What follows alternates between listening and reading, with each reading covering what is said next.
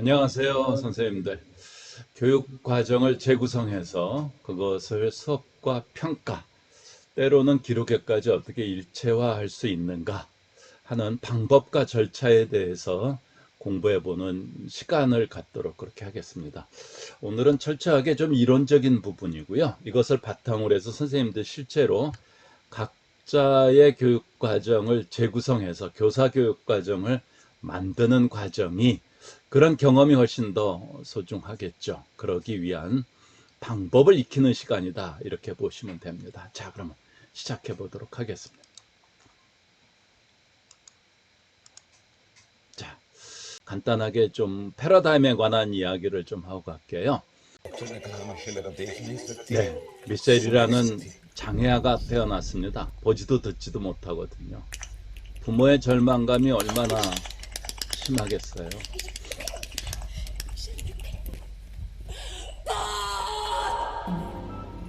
네, 그 아이는 자라면서 짐승처럼 자랐죠. 도움은 되긴커녕 동생을 죽일 뻔하기도 해요. 불을 내가지고 지금 보시면 그 장면이거든요.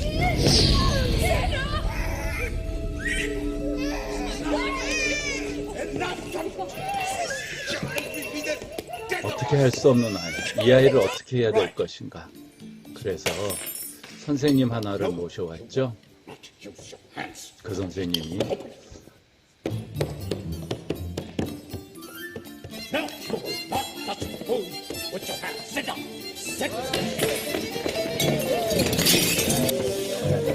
쉽지 않네요.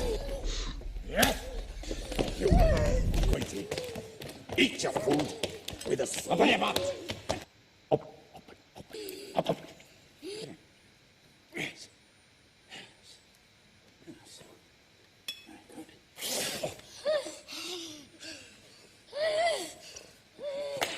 Right.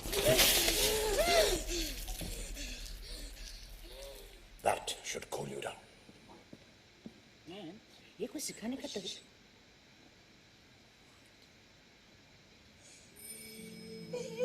We thank you, Lord. Come here! Water, wait! Come on! Come here! This is water! Water! Water! Water! Come here! Yes! Water! Water! Understand? Water! 어떠실까요? 좀 강압적일까요? 아니면 저의 아이에게는 저것이 맞는 것이고 어쨌든 선생님은 아이를 위해서 뭔가 가르치고 싶었을 거예요. 그리고 그런 것들이 조금씩 효과를 나타내기 시작하죠. 아이에게 맞는. 이분도 나름대로 교육과정을 재구성하고 있다라고 생각을 합니다.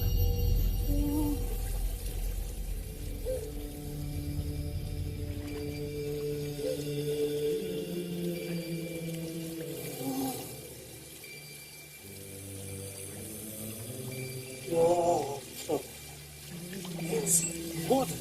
W! A! T! E! S! Water!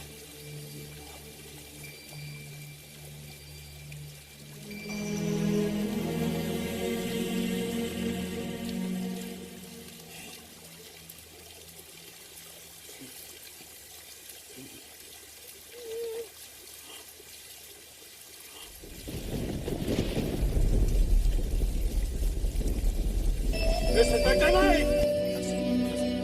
This is cross. G R A S S. Cross. Very good. This is the delay! 짐승 같은 아이가 드디어 이제 세상을 알게 되는 거죠. T E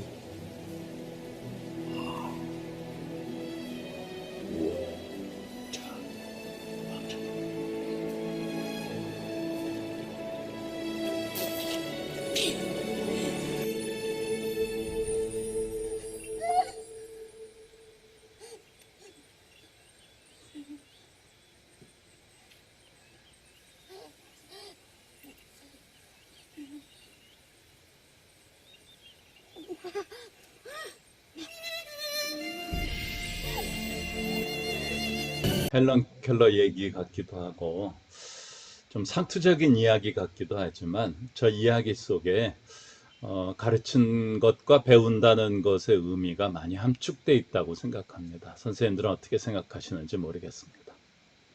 네. 전 시간에도 제가 말씀을 드렸던 부분이죠. 교사는 교육과정의 전달자가 되어서는 안 된다. 그런 것들이 우리가 문서상으로도 발견될 수 있거든요. 보시면 2015 개정교육과정 총론을 보면 교사는 결정자, 교육과정의 결정자, 최종적인 실천자, 그리고 개발자로 자리매김했다. 이렇게 이야기를 하고 있고요. 경기도 교육과정, 지역교육과정에도 보면 교사는 국가, 지역, 학교 수준의 교육과정을 공동체성에 기반해서 적극적으로 해석하고 학생 개개인의 성장 발달을 촉진하도록 교사 교육과정을 편성 운영한다. 이렇게 이야기하고 있습니다. 따라서 교사의 위치가 이렇게 교과서, 지도서, 참고서 밑에 있어야 되는 것이 아니고요. 바로 그 위에 있어서 이런 것들을 활용하는 사람이 되어야 한다. 바로 그런 말씀을 드리고 싶은 겁니다. 그리고 매년 나가는 것이 있거든요. 중고등학교 학업성적 관리 지침. 페이지가 거의 일정해요. 5페이지를 보면 뭐라고 나와 있냐면 재구조할 수 있다. 이렇게 얘기하고 있어요. 그런데 재구조하는 방법엔 무엇이 있느냐? 성취 기준을 통합하거나 압축하는 것이 있다. 라고 이야기를 하고 있고요. 다만 내용 요소 중 일부가 삭제되지 않도록 유의하면 된다. 이렇게 나와 있습니다. 이 부분을 잘 기억해 두시면 도움이 되실 거예요. 참고적으로 교육과정에서 이야기하는 삭제해서 안 되는 내용 요소라는 것이 뭐냐 하면 교육과정을 들여다보면 이와 같이 이렇게 쭉 내용 체계표라는 것이 표로 나와 있습니다. 대체적으로 성격, 목적, 목표 뭐 이런 거 밑에 보면 이게 반드시 되어 있고요. 그 안에 보면 이렇게 학년별로 반드시 가르쳐야 할 내용 요소들이 있습니다. 이것만 삭제하지 않으면 된다라고 하는 이야기거든요. 이 부분은 선생님들을 되게 마음 편하게 해줄 수 있어요. 실제로 들여다보시면요. 아, 요것만 하면 되는구나 라고 하는 것을 금방 마실 수가 있어요. 그런데 교과서를 보면 훨씬 더 많거든요. 따라서 선생님들에게 말씀드리는 게 교과서를 보고 하지 말고 이것을 보고 교과서를 활용해서 수업하시라는 거예요. 그러면 진도에 허덕이지 않을 수 있다. 이게 바로 중요한 것 중에 하나가 이제 선택권이 선생님들에게 있다라고 하는 것이죠. 그래서 요거를 좀 들여다보시기 바랍니다. 따라서 교사는 교육과정의 최종 결정자가 되어야 한다. 그러면서 제가 전 시간에 말씀드렸던 교사의 교육과정상의 역할 3가지를 말씀드렸었죠. 첫째, 내 아이들을 가장 잘 이해하는 존재. 2번째, 따라서 나는 내 아이들을 위해서 교육과정을 재해석하는 존재. 3번째, 따라서 우리가 교재 연구한다는 것은 무엇이냐? 3가지가 있는데 충실, 변형, 개발 이 3가지 사이에서 늘 고민해야 된다라고 하는 겁니다. 충실할 수 있으면 참 편하겠죠. 우리도 편하고 국가도 아마 좀 편할 겁니다. 그대로 애들이 잘만 따라와 준다면 전부 다 저 단계에만 갈 수 있다면. 근데 현장은 그렇지 않기 때문에 교사가 이 변형을 할 수 있는 변형 능력이 필요하다라는 말씀을 드렸었습니다. 그래서 방법은 3가지의 방법이 있다. 그렇죠. 첫 번째는 국가교육과정을 반드시 출발점으로 삼아야 한다는 것.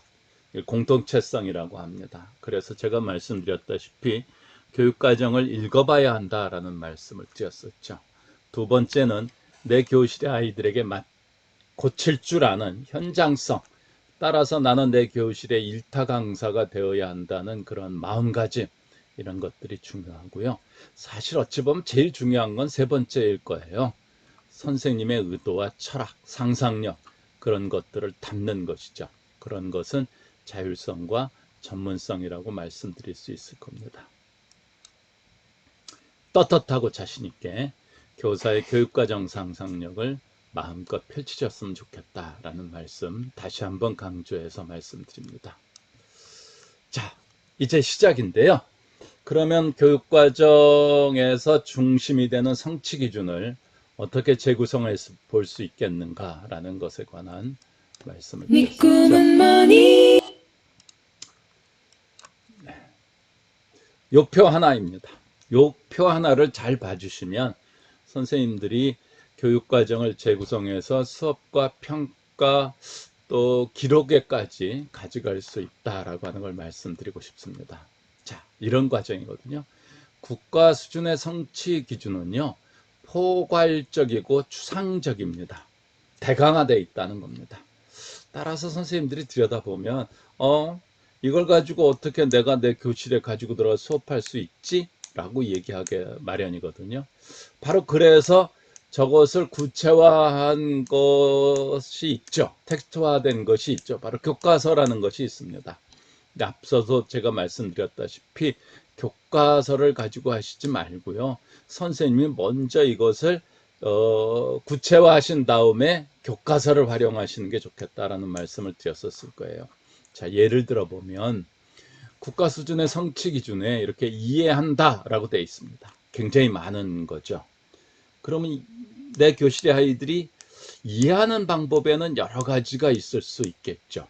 그것을 선생님이 재구성하시는 겁니다. 이때 바로 상상력이 필요한 것이죠. 교실 실천용으로 구체화하거나 스토리화하거나 앞서서도 말씀드렸다시피 압축하거나 통합하는 방식을 사용하실 수 있으실 거예요. 그래서 이 선생님은 비교하고 발표한다 이렇게 말씀을 하신 거예요. 어떤 분은 모둠 활동을 통해서 돌아가면서 쓴 후에 서로 발표한 후에 한 가지 안은 마련한다 이럴 수도 있고요. 어떤 선생님이 이것을 프로젝트 수업을 한다 이렇게도 할 수 있는 거죠. 바로 그런 부분을 이야기하는 겁니다. 그것이 수업 과정을 디자인하는 부분이 되겠죠. 그런 다음에 평가라는 게 뭔가 하는 건데, 우리가 현장에서 수업과 평가가 서로 어긋나는 이유가 뭔지 생각해 보면요. 수업 따로 하고 평가 따로 하고 수업 시간에 배운 것과 다른 평가를 하고 이런 현상들이 많이 일어나죠. 그래서 평가가 너무 엄중하다 보니까 평가가 너무너무 커져 버려 가지고요. 핵심이 되는 교육과정과 수업이 다 쪼그라들어 버리고 왜곡되어 버리는 경우들이 되게 많다는 겁니다. 저는 평가를 너무 강조하는 것은 바람직하지 못하다고 생각해요. 평가는 수업 시간에 배운 것을 제대로 배웠는지 되묻는 것, 이것이 원칙이고 기본이에요. 따라서 수업이 곧 평가가 돼야 되는 거, 평가를 통해서 다시 또 배워야 하는 것이죠. 그러면 어떻게 해야 됩니까? 되물으면 되는 겁니다. 이 원칙만 지키면 평가는 잘할 수 있어요. 그런데 여러 가지 이유로 이런 원칙이 지켜지지 않고 있는 거죠. 자, 비교하고 발표한다 돼 있으니까 어떻게 하셔야 돼요? 비교하는가, 발표하는가 라고 하면 됩니다. 그럼 여기까지 보시면 국가 수준의 교육과정과 선생님 수준의 수업과 평가가 일체화되죠. 흐트러짐이 없이 가게 됩니다. 이러면 아이들이 되게 잘 배우게 되는 거죠. 그리고 그런 것들이 결과로 나오죠. 그런 것들을 결과로 관찰해서 기록해주면 저는 그것이 기록이라고 봅니다. 이것 또한 왜곡된 것이 이것을 선발을 위한 하나의 도구로 사용하다 보니까 왜곡이 되거든요. 사실은 이 기록이라는 것은 실제로 보면 학생들의 성장 과정을 관찰해서 기록해 주어야 한다라고 하는 겁니다. 자, 예를 들어 볼게요. 자, 고3 선생님이 하신 거거든요. 한번 어떻게 했는지 한번 보시겠어요? 네, 국가교육과정을 선생님의 수업 시간에 가져가기 위한 교사교육과정으로 바꿔놨죠. 많이 익숙하시죠? 이게 바로 뭔가요? 네, 학습과정안을 쓰는 것과 똑같습니다. 그런데 저는 학습과정안을 쓰는 것에 대해서는 별로 그렇게 좋아하지 않습니다. 이렇게 표를 만들어 가지고 뭐 처음 중간 끝 이렇게 해 가지고 뭐 개조식으로 하는 이런 도식화되어 있는 것들, 형식화되어 있는 것들, 그런 것들은 실제로 수업의 흐름으로 가져가기가 어렵죠. 그것이 아니라 선생님이 갖고 있는 그 교육 과정을 아이들이 어떻게 수업 시간에 실천해 볼 수 있는지, 경험해 볼 수 있는지, 그렇게 하나의 문장으로, 활동 문장으로 적어주는 거죠. 그러면 이 학생들이, 이런 과정을 거치는구나. 한번 보세요. 어떻게 했는가요? 함수의 그래프를 정확하게 그리기 위해 지금까지 배운 개념을 사용하여 필요한 요소를 생각하여 보고, 주어진 함수를 극한과 미분을 이용하여 함수의 그래프를 좌표평면에 정확하게 그려본 다음에 다양한 함수를 직접 만들어 그래프로 다시 또 그려본다. 이렇게 되어 있죠. 저는 이것이 하나의 스토리화가 되고 학생들의 경험, 그리고 이것을 그대로 되물으면 평가 요소가 되죠. 그리고 어떻게 됩니까? 그것을 관찰해서 기록해주면 기록이 되겠죠. 자, 중학교 선생님이 한 거 한번 보시겠어요? 영어죠. 일상생활에 대해서 뭐 이해할 수 있다, 설명할 수 있다. 그런데 이 선생님이 어떻게 구체화했나 보세요. 일상생활이 뭐죠? 뉴욕의 관광지에서 관광지를 찾는 관광객 안내하기, 뭐 이런 형태로다가 바꿔버린 거죠. 그리고 평가 요소 보세요. 그대로 질문으로 바꿔버렸죠. 반대로 친구에게 목표 장소까지 가는 방법을 영어로 설명할 수 있니?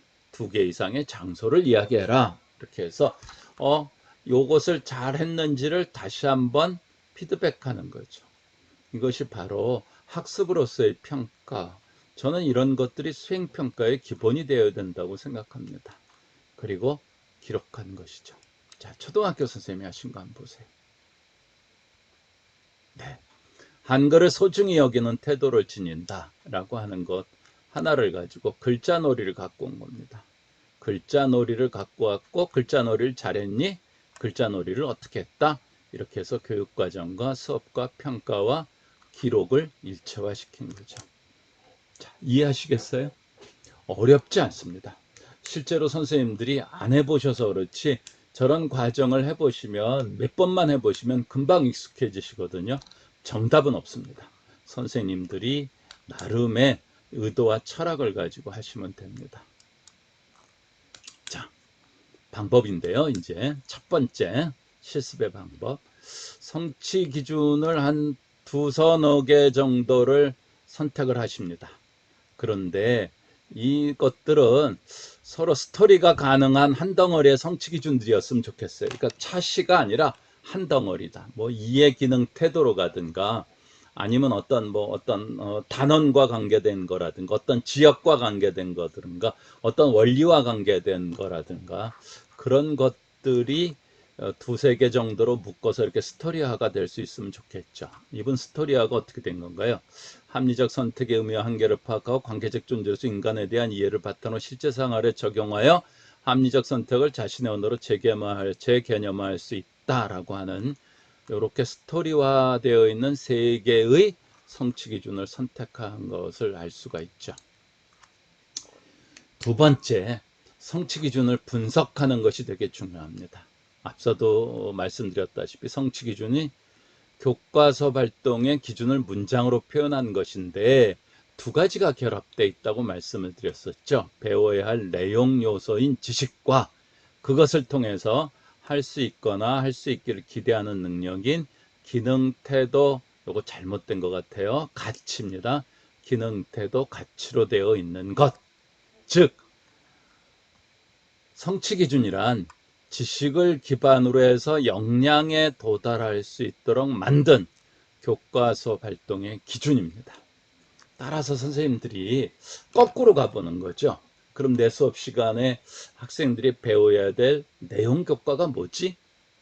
그리고 그걸 가지고 어떤 경험과 활동을 통해서 어떤 태도나 가치에 가져가도록 해야 되지? 라고 하는 것으로 나눠보는 것이죠. 자, 얘가 있죠. 수학의 예를 볼까요?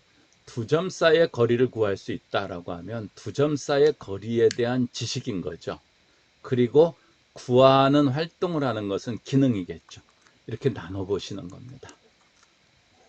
자, 나누는 방법은요. 지식과 역량, 기능, 태도, 가치로 나누는 것은 정답이 없다. 선생님에 따라서 이것을 지식 부분에 넣으셔도 좋고요. 이거를 역량 부분에 넣으셔도 좋아요.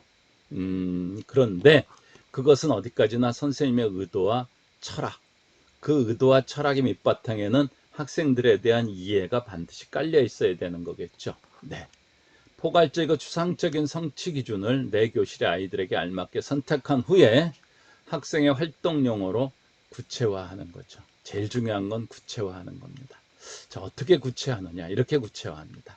어떤 학습 상황인지, 어떤 도구를 가지고 하는지, 어떻게 활동하고 무엇을 경험하게 하는지, 그리고 어떤 순서로 하면 잘 배울까, 뭐 이런 고민들을 담아서 지식과 기능, 태도, 가치로 나눠보시는 게 되게 중요하다는 거죠. 여기 선생님 한번 보시면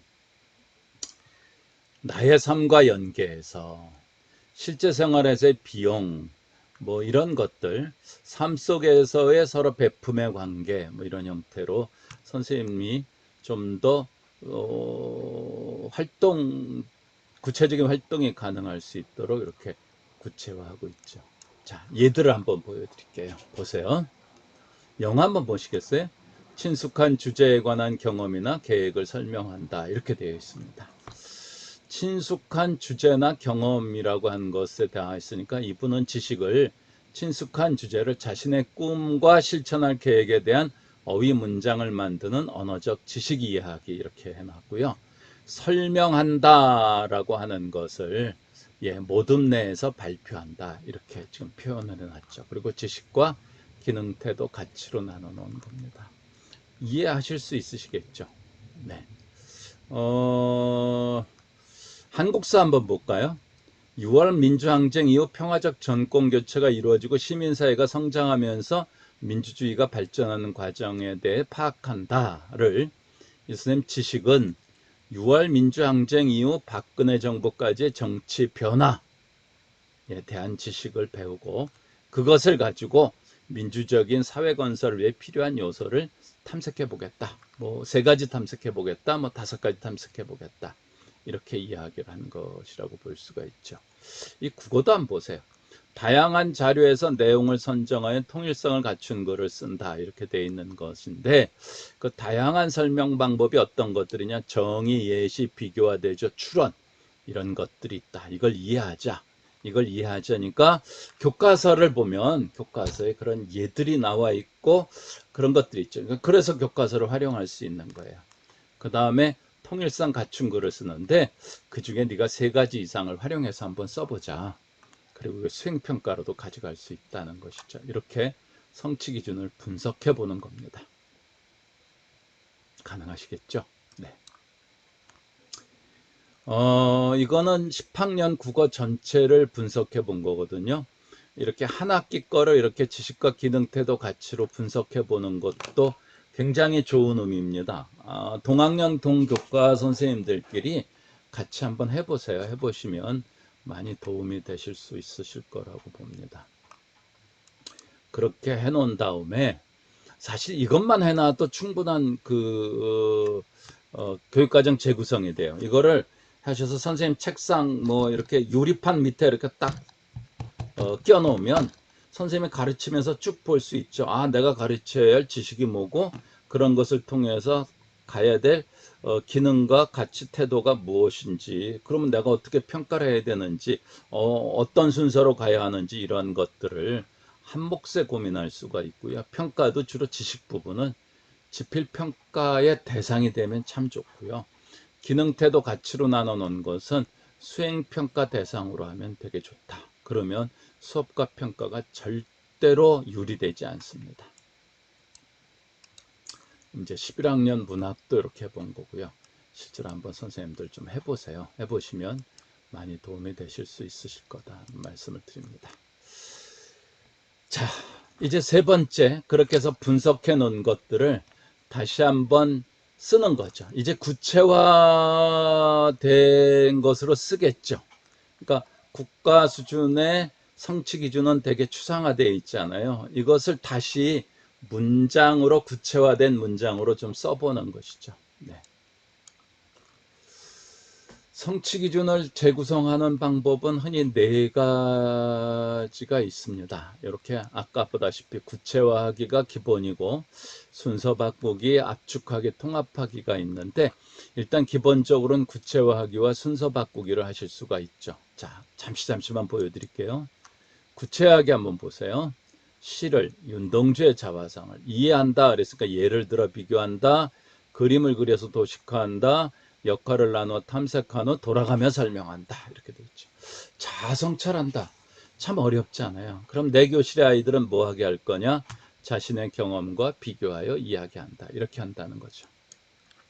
자, 순서 바꾸기는요, 교사의 의도에 따라 어떤 순서로 성취 기준을 배워야 하도록 할 것인지를 결정하는 것인데 연결하거나 이어가거나 되돌아가거나 뛰어넘기를 하는 거죠.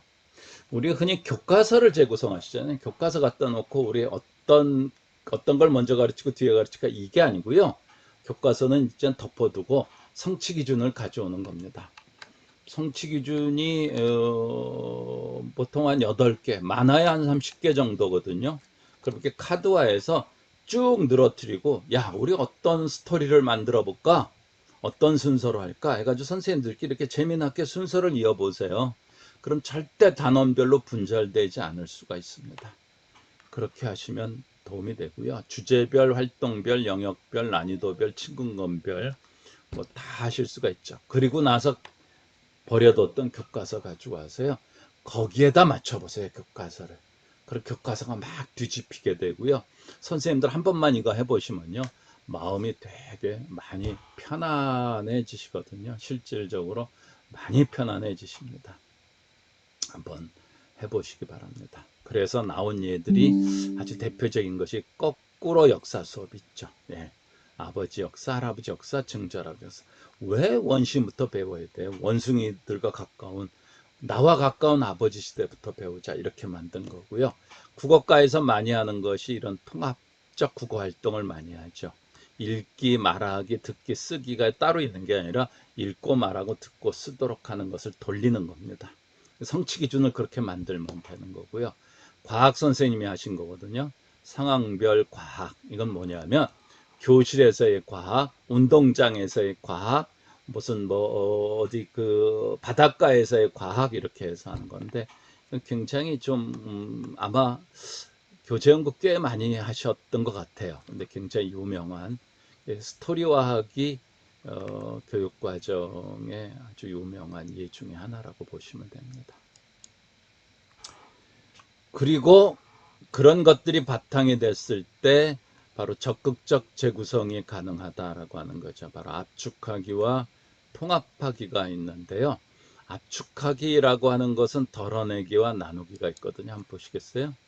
요것은 지금 보시면 통합사회가 보면 남북 분단과 동아시아 역사 갈등 상황을 분석하고 우리나라가 국제사회 평화에 기여할 수 있는 방안을 탐구한다. 하나로 되어 있는 것을 두 개로 나누는 거죠. 네. 그리고 하나를 뺐어요. 동아시아의 역사 갈등 상황을 제외했어요. 왜냐? 남북 분단 이야기만 가지고도 요것이 가능할 거라고 이 선생님 판단한 거죠. 네. 바로 그런 겁니다. 내용 요소를 삭제하지 않는 범위 내에서 일부만 선택하거나 질을 약화시키는 것. 흔히 선생님들 많이들은 최소 성취 수준을 기술한다는 게 바로 이 의미거든요. 또는 하나를 둘 이상으로 쪼개는 것. 그런 것을 얘기합니다. 문학 한번 보시겠어요? 문학을 통하여 자아를 성찰하고 타자를 이해하며 상호 소통하는 태도를 지닌다. 이렇게 되어 있죠. 이게 굉장히 큰 성취 기준이에요. 따라서 이것을 수업 시간에 구현한다는 게 참 쉽지가 않아요. 3단계로 나눈 거죠. 첫째, 자아 성찰하는 글 써보자. 두 번째, 타자를 이해하기 위해서 공감하는 편지를 쓰자.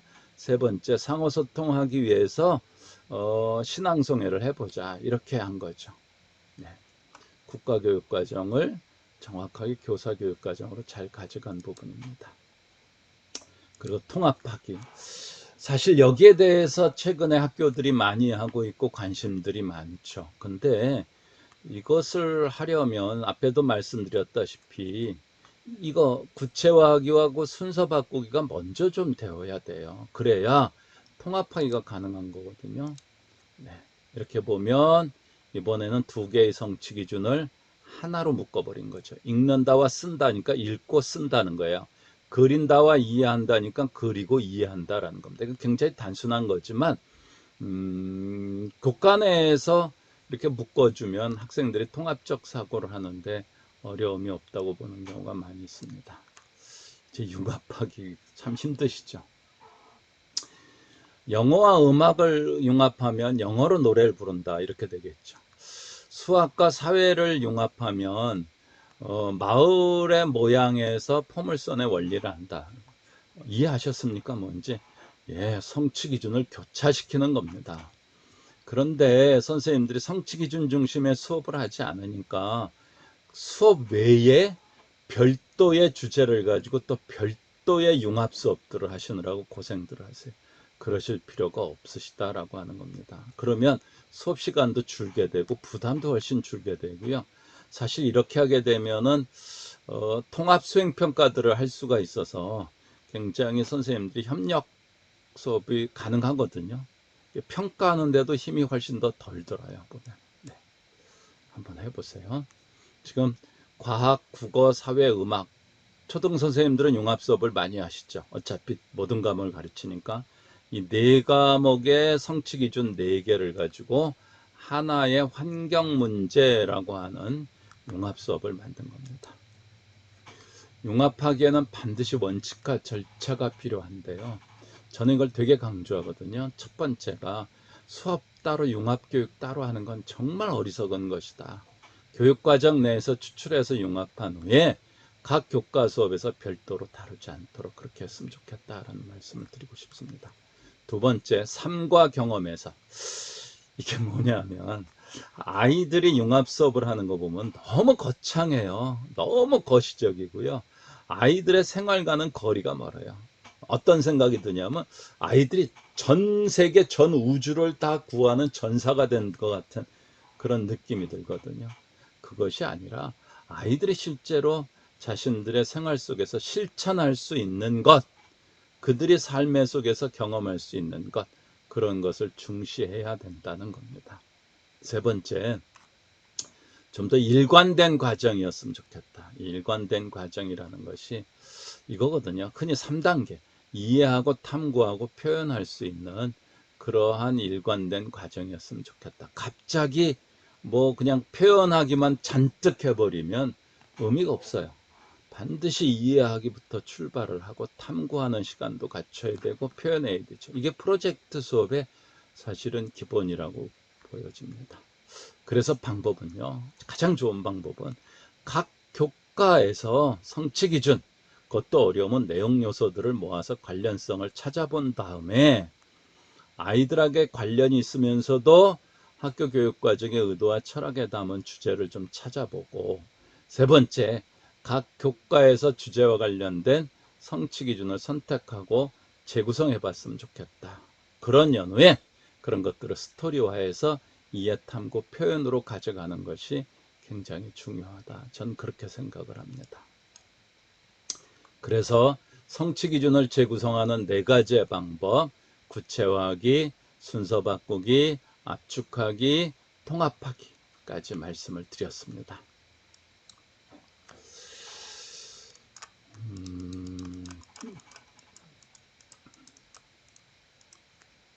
네, 융합하기. 죄송합니다. 제가 이거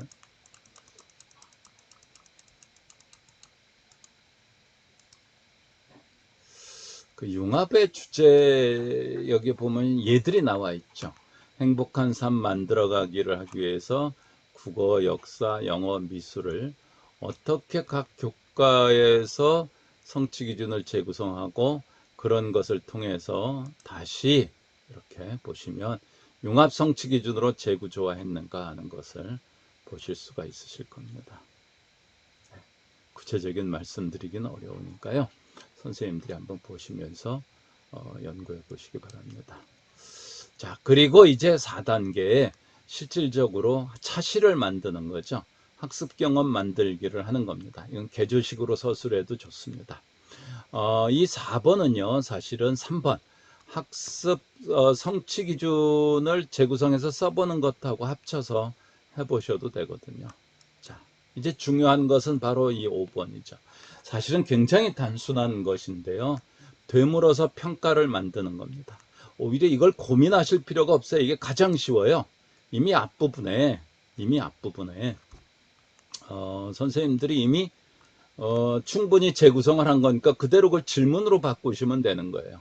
그리고 그걸 가지고 선집필로 할 건지 수행을 할 건지 만들고, 그런 것들을 내가 다시 루브릭으로 작성하는 방법을 지금 사용한 거죠. 루브릭 작성도 사실은 이렇게 쓰면 굉장히 어렵지 않게 하실 수가 있다라는 말씀을 드리고 싶습니다. 자, 그 예들이 쭉 나와 있어요. 선생님들이 이제 이 과정을 통해서 실습을 해보실 거거든요. 이런 실습 과정들을 거쳐보시게 될 겁니다. 그런 과정에서 다시 충분히 해보실 수가 있으실 거라고 봅니다. 자, 보면 성취 기준을 선택했고, 지식과 기능, 태도, 가치로 나눠봤고, 그것을 다시 학생의 활동용어로 다시 썼죠. 그리고 그것을 되물었습니다. 되물어서 어떻게 했죠? 네, 루브릭까지 작성해보는 그런 과정을 거쳤다, 이렇게 보시면 됩니다. 네.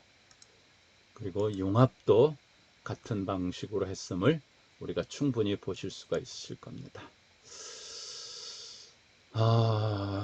목표는 한 학기 교육과정을 좀 해보셨으면 좋겠다. 장기적으로 생각을 하세요. 제가 했던 건데요. 이렇게 해버리면 정말 도움이 많이 되거든요. 그래서 기본 성취 기준을 재구성하고, 그것을 가지고 학습 경험을 만들고 평가를 한 후에 마지막에 이렇게 교과서 텍스트를 집어넣은 거죠. 그러면 선생님들이 굉장히 교육과정을 정확하게 잘 가져가고 있다고 볼 수가 있는 겁니다. 고등학교에서 문제집을 하는 경우도 전 같다고 봅니다. 이걸 문제집이라고 보시면 됩니다. 그냥 문제집 풀이 하시지 말고요. 성취 기준을 재구성한 후에 그것에 해당하는 문제들을 가져와서 하시면 훨씬 애들 잘 배울 겁니다. 네.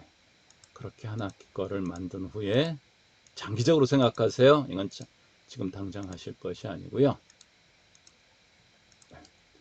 이렇게 학생용 실러버스도 만들어주면 도움이 많이 되겠죠. 주로 저 같은 경우는 오리엔테이션 할 때 학기 초에 칼라로 인쇄해서 줍니다. 그런 다음에 교과서의 맨 앞에 풀로 다 붙이도록 하거든요.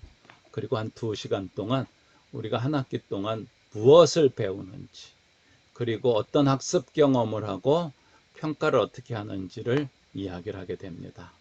그런데 영역과 제재를 제가 일부러 앞에 놨잖아요. 이게 사실은 제가 디자인할 때 이게 뒤쪽에 가 있는 건데, 아이들은 이것에 관심이 많다 보니까 교과서 중심으로 아이들이 공부를 하다 보니까 이렇게 놓는 거죠. 근데 한번 보세요. 3월 달에 7-2를 먼저 배울 거죠. 그 다음에 뭐 4-1, 3-1, 다시 7-1로 가고 막 이렇게 왔다 갔다 하는 걸 볼 수가 있죠. 이건 성취 기준 중심으로 영역을 막 뒤집어 놨기 때문에 그렇습니다. 그렇게 하면 아이들도 교육과정을 잘 이해하게 되죠. 우리 수업하는 중에 우리가 어디까지 왔는지, 어디로 가는지, 왜 되돌아가는지, 왜 뛰어넘어가는지를 항상 맨 앞을 통해서 설명해 줄 수가 있고요. 평가도 이미 다 밝혀 놓았죠. 이런 걸 공부하면 돼. 그리고 실제로 평가 문항을 그렇게 냅니다. 그럼 신뢰성도 생기게 되고 아이들도 뭘 공부하는지를 잘 알게 되죠. 학원 선생님들이 좀 애를 먹습니다. 아주 그게 저는 사실 솔직히 기분이 제일 좋습니다. 단 한 가지 유의사항이 있어요. 밑바닥에 반드시 당구장 표시하셔야 된다. 뭐라고요? 상황에 따라 변동할 수 있음. 꼭 하셔야 됩니다. 그래서 학생용 실러버스도 한번 만들어 보시기를 당부드립니다. 자, 이제 다음 주부터는요, 수업 비전 나누기를 좀 한 다음에 실제로 선생님이 성취 기준을 재구성하는 시간을 좀 가져볼 겁니다. 근데 그러기 위해서 선생님 담당 과목의 성취 기준 2개에서 4개 정도를 마련하시고요. 반드시 말씀드렸죠. 스토리가 있는 것, 네, 또 지식기능 태도 가치로 연결되는 것, 어쨌든 기승전결, 처음과 끝이 있는 것을 말씀드리는 거예요. 그리고 반드시 필요한 것은 교과서, 지도서, 참고서, 문제집 뭐든 좋습니다. 선생님이 실질적으로 활용할 수 있는 것들을 가지고 오시면 됩니다. 그래서 선생님이 진짜 교육과정 전문가로서 선생님의 교육과정 상상력을 마음껏 발휘해 봤으면 좋겠다. 그런 생각이 듭니다. 지화자입니다, 선생님들. 자, 다음에 또 뵙겠습니다. 예, 안녕.